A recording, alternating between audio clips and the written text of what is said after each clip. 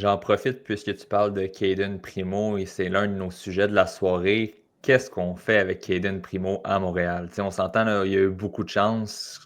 On parlait d'un jeune gardien qui avait la chance de se prouver. Finalement, cette année, à chaque sortie, ça a été difficile. Il y a peut-être contre les Islanders que ça avait bien été, la défaite en tir de barrage qui avait bien fait. Mais sinon, c'est pas facile pour Caden Primo. Donc, Luc, je te demande, est-ce que c'est le temps, en fait, de remplacer Caden Primo devant le filet à Montréal?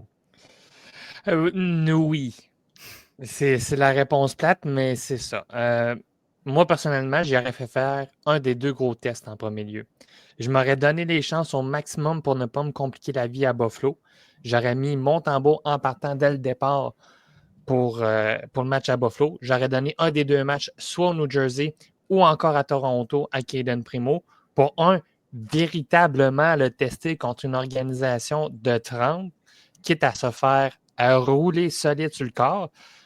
Mais là, de ce que je suis en train de voir, Caden Primo, moi, je te donne deux chances, mon petit. Tu vas voir, on regarde le calendrier, là. On joue contre des formations top 8 dans l'une ou l'autre dans l'une ou l'autre des deux conférences. Je te redonne le filet. Montre-moi que tu es de calibre Ligue nationale. Tu as deux chances. Si tu rates tes deux chances à ce moment-là, là, je ferais comme OK. Je pense que le kid, on vient de comprendre pourquoi il a été repêché en 7e ronde. Je ne monterai pas d'obèche. J'essaierai d'aller me chercher un vétéran ou un gardien de but soumis au balotage ou un gardien de but sensiblement à la même âge, mais qui est peut-être légèrement supérieur à Caden Primo. Mais tant qu'à moi, Primo a encore deux chances, puis ça serait comme des grosses équipes. Oui, puis je pense que malheureusement, les Canadiens n'ont pas mille et une solutions, en fait, parce que, tu sais, on a décidé de laisser. Tu sais, on parle d'aller chercher un vétéran, là, on entend beaucoup ça, mais on en avait un l'année dernière. Puis on a décidé de s'en départir parce que le ménage à trois, ça ne fonctionnait pas. Là, finalement, tu sais, Primo avait quand même des bons départs l'année passée. Donc, c'est quand même frustrant pour le Canadien de Montréal de voir les performances de Primo. Je ne vois pas un gardien qui a envie de se battre. On dirait qu'il guesse les lancers. Il a zéro en confiance. Ça apparaît aussi sur l'équipe devant lui, surtout que défensivement, on a quand même beaucoup de difficultés du côté du Canadien. Mais des fois, quand tu as un gardien de but capable de faire une ou deux arrêts clés, ça fait une différence quand même dans une partie, surtout avec la séquence de défaite du Canadien. Donc, des fois, ça permet aux Canadiens d'aller chercher un petit boost d'énergie pour aller plus loin. Mais tu sais, non plus, je ne montrais pas d'Aubèche. Il y a juste une cinquantaine de matchs professionnels. On faisait ça avec Primo avant. On le montait, on le redescendait. Là, je pense qu'à Laval, présentement, on fait les choses de la bonne manière. Pour l'instant, en tout cas, là, la saison est encore jeune, mais les joueurs ils sont à Laval, puis je les laisserai là pour qu'ils continuent à se développer. Ce n'est pas un désaveu là, de laisser les joueurs se développer à Laval pour les monter quand ils vont être prêts. Donc, c'est la même chose pour Dobèche. Là, il a bien fait, mais c'était un match hors concours, puis il fait bien à Laval présentement, mais je pense que je le laisserai prendre de l'expérience. Je le montrerai quand il est prêt, mais Primo, je pense que je le laisserai 3-4 matchs encore au bout du banc. En fait, je donnerais le filet à Samuel Montembeault. Le temps qu'il prenne sa confiance. Tu sais, s'il y a quoi que ce soit, tu sais, on peut rappeler un Connor Hughes, puis tu sais, Jarry est allé dans la Ligue américaine. Il a connu quand même des bons matchs. Donc là, savoir si sa confiance est revenue. Mais tu sais, on peut essayer ça avec Caden Primo, voir s'il peut aller jouer un 3-4 parties à Laval. Sa confiance, peut-être qu'elle va revenir. Puis le rappeler par la suite. Là, il n'y a plus beaucoup d'options, je pense, pour le relancer. Là.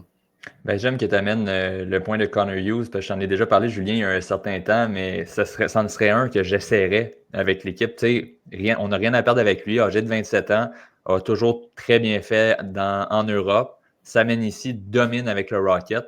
Tu sais, si ça ne fonctionne pas, tu le retournes à Laval par la suite. Tu sais, on n'a rien à perdre en ce moment. Je ne pense pas qu'il pourrait faire nécessairement pire que Caden Primo devant le fidèle.